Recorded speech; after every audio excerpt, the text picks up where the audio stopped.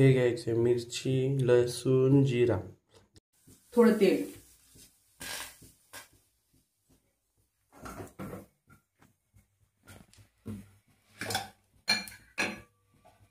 Brown black और अजून थोडं भाजून द्यायचं.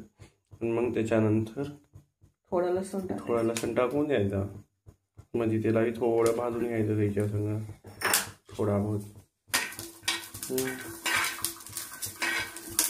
थोडे जिरे पण टाकायचे. जिरे वाटण असं लाल पुरे लाल होजेपर्यंत वाटायचं.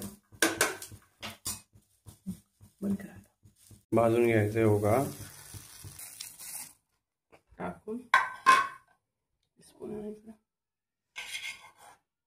असं थोडं जिरे टाकून घ्यायचे.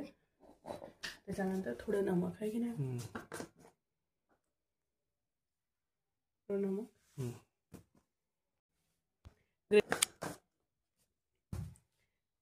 ह्या मिरचीच्या ठेचाचं टेस्ट पाहिजे म्हणजे खलबत्त्यात वाटणं इम्पॉर्टंट आहे. ग्राइंडर वाटणं मजा येत नाही. असं वाटायचं. असं काढून घ्यायचं.